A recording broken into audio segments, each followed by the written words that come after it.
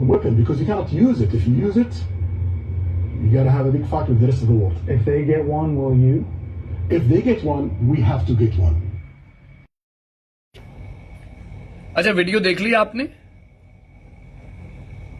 शख्सियत परस्ती से बाहर आना होगा तो आपको अमेरिका ईरान की वॉर भी समझ में आ जाएगी और इसका कोई एंड है या नहीं है यह भी समझ में आ जाएगा।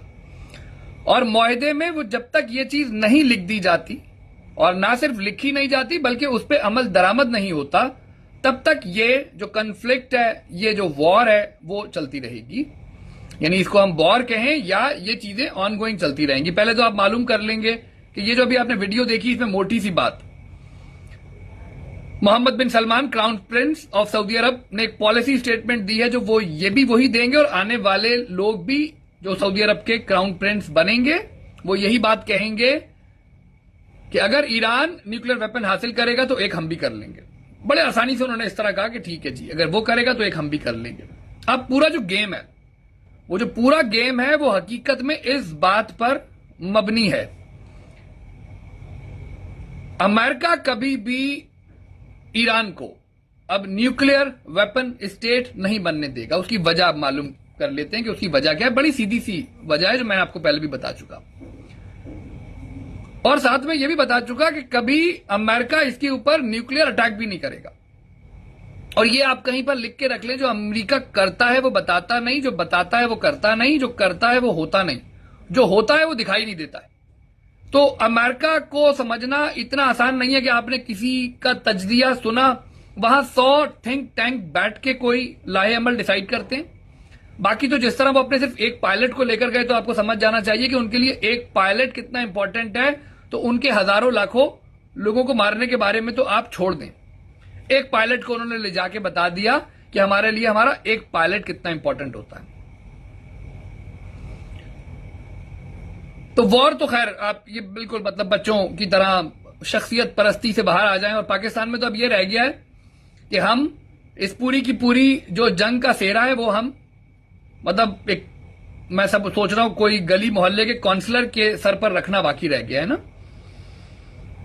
तो ये शख्सियत परस्ती से थोड़ा आप बाहर आएंगे और मेन चीज को अंडरस्टैंड करेंगे, इनके इंटरव्यू को देखेंगे और अब साथ में मैं आपको कुछ स्टैटिस्टिक्स, कुछ फैक्ट्स एंड फिगर्स बता दूं, उससे आपको समझ में आ जाएगा। अमेरिका से सऊदी अरब तकरीबन 74% वेपन इंपोर्ट करता है, कुवैत 62 से 64% वेपन इंपोर्ट करता है, कतर 45 से 48% वेपन इंपोर्ट करता है, ओमान 30 से 50% इंपोर्ट करता है वेपन्स। और जब आप इन लोगों से पूछते हैं तो बुनियादी थ्रेट इन लोगों को इसी बात से होता है कि जी ईरान इस रीजन में ऐसी हरकतें करता है जिसकी वजह से इन लोगों को वेपन्स बाय करने पड़ते हैं। तो अगर ईरान को खत्म कर दिया जाए अमेरिका की जानिब से, जो लोग कह रहे थे बम आ जाएगा, जो मैंने बड़ा मोटी सी बात बता दी कि अमेरिका 10 कंट्रीज पे न्यूक्लियर वेपन अटैक कर सकता है, बट सवाल नहीं पैदा होता कि वो ईरान पे, जब तक बाइंग ऑफ वेपन्स जारी है। और वो ये पॉलिसी स्टेटमेंट देख के आपको मोहम्मद बिन सलमान की समझ में आ जाना चाहिए कि उन्होंने बता दिया कि अगर वो बनाएगा तो फिर ये लोग भी ये जो छोटे मोटे हथियार, बैलिस्टिक मिसाइल्स और ये जो टैंक और तोपें और मिसाइल खरीदते हैं, वो लोग भी रुक जाएंगे। वो भी कहेंगे हमें भी भाई अब बम बनाना है और हमें भी डायरेक्टली बम की कॉस्ट ले लो।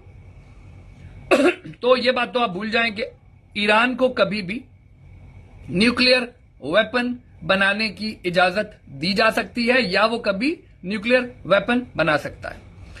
इसके साथ ही आप मालूम कर लेंगे अभी तक उसके कितने न्यूक्लियर साइंटिस्ट को मारा गया है जो न्यूक्लियर वेपन के हसूल में मारे जा चुके हैं। तो तकरीबन कंफर्म्ड है, तकरीबन 10 से 15 तो कंफर्म्ड है जो मारे गए हैं। अब अमेरिका जिस पॉइंट पर एग्जिट करेगा, तो जहां वो 40 मार सकता है, जहां वो 14 मार सकता है, तो जो रिजीम वो छोड़कर जाएगा, और अगर वो रिजीम 2 साल 3 साल तक सर्वाइव कर जाती है, तो आप समझ जाएंगे कि ये वही रिजीम थी जो अमेरिका ने बिठाई थी या अमेरिका बिठा कर गया था। साथ में हम ये बात भी देख लेते हैं कि अमेरिका जो वेपन बनाता है, तकरीबन 15 से 18% यूएस ग्लोबल एक्सपोर्ट सऊदी अरब को जाती हैं। 6 से 8% जो यूएस एक्सपोर्ट करता है वेपन्स की, वो 6 to 8% कतर को, इस तरह से 4 से 6% कुवैत को। इसी तरह से ओमान को 2 से 3% वेपन्स एक्सपोर्ट किए जाते हैं, जो टोटल 27 से 35% बनता है। यानी यूएस जितना वेपन बनाता है उसमें से 35% इन कंट्रीज को जाता है। तो अब आप सोच लें कि ये कंट्रीज खरीदते इसीलिए हैं कि जी उनको ईरान से थ्रेट है, या ईरान इस रीजन में ऐसी हरकतें करता है। बज़ाहिर वो ये बात करता है कि मुझे इजराइल से प्रॉब्लम है, बट ये तमाम 4 कंट्रीज जो वेपन्स बाय करती हैं वो जस्ट फॉर ईरान करती हैं। अगर ईरान इस रीजन में कभी भी खत्म नहीं किया जाएगा, जब तक ये लोग वेपन बाय कर रहे हैं, तो आपको बस लास्ट ईयर की सेल देखनी होगी कि यार लास्ट ईयर अगर सऊदी अरब ने वेपन बाय किया है तो Iran will remain intact. Iran को कभी भी अमेरिका ने खत्म नहीं करना, खासकर एटॉमिक बम मार के तो बिल्कुल भी नहीं करना। टोटल 9 करोड़ तो लोग हैं, 9 करोड़ में से भी जब आप मालूम करेंगे 27-28 लाख तो अमेरिका में रहते हैं। तो ये बातें बराह करम थोड़ा सा आप लोग अकल का मुजाहरा करें, शऊर का मुजाहरा करें। ईरान को इस बात की इजाजत नहीं दी जा सकती कि वो चाहे पीसफुल मकासद के लिए भी न्यूक्लियर कैपेबिलिटी का हसूल करे। ये एक बार हो गया कि किसी ने कहा कि हम पीसफुल मकासद के लिए न्यूक्लियर कैपेबिलिटी हासिल कर रहे हैं, तो एक बार अमेरिका इसके ऊपर खामोश हो गया। ईरान की सिचुएशन में तो सवाल ही नहीं पैदा होता कि कभी भी अमेरिका, चाहे 2 हफ्ते की जंग बंदी हुई है, कोई फर्क नहीं पड़ता, कोई भी एग्रीमेंट साइन हो उससे कोई फर्क नहीं पड़ता, अमेरिका अलाउ नहीं कर सकता ईरान को न्यूक्लियर वेपन, न्यूक्लियर बॉम्ब हासिल करने के हवाले से। क्योंकि यह स्टेटमेंट आपने मोहम्मद बिन सलमान की एंड पे मैं फिर लगा देता हूं, उसको आप फिर एक बार सुन लें कि अगर ईरान एक हासिल करेगा तो एक हम भी हासिल करेंगे, जिसका मकसद सिर्फ इतना है कि उसके बाद हम आपसे ये छोटे छोटे वेपन्स लेना बंद हो जाएंगे। तो बराए करम शख्सियत परस्ती से बाहर आए, एक चीज की बड़ी पिक्चर को देखें, बड़ी चीजों को देखना शुरू हो। काउंसलर से, एसएचओ से, एसी से, डीसी से, जज से बाहर आना पड़ेगा आप लोगों को। छोटे छोटे चीजों के अंदर अगर आप देखेंगे तो आप कभी बड़ी पिक्चर नहीं समझ पाएंगे। ये पूरी जो जंग है, कोई ईरान इजराइल को आजाद कराने नहीं जा रहा, कोई फलस्तीन आजाद नहीं हो रहा, ना ये कोई वहां जाके उस पर अटैक करके कोई उसको नीस्तो नाबूद करेगा, ये भी नहीं होना है। तो ना ईरान ने इजराइल को खत्म करना है, ना अमेरिका ने ईरान को खत्म करना है। कब तक? जब तक ये वेपन्स की बाइंग हो रही है इन 4 ममालिक की जानिब से, और वो खत्म हो जाएगी उस वक्त जिस वक्त ईरान न्यूक्लियर वेपन हासिल कर लेगा। समझ में आए?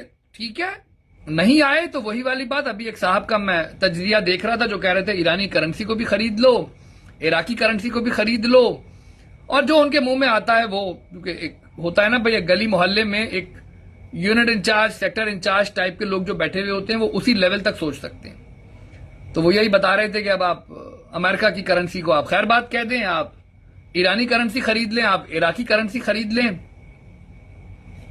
क्या कहा जाए। ये जो बातें आपके सामने पेश की गई हैं ये तहकीक पर मबनी है, जिनको आप वेरीफाई करेंगे। वेरीफाई करने के बाद आप समझ जाएंगे कि यार ये बातें, ये बयान हकीकत पर मबनी है। बाकी अपना ख्याल रखें और समझ आ जाया करे तो चीजों को आगे शेयर कर दिया करें, नहीं समझ में आया करे तो गली मोहल्ले में खड़े होके एक काउंसलर के या जिस लेवल पे भी आप सोच पाते हैं उनके नारे मारते रहें। क्या कहा जा सकता है आपको।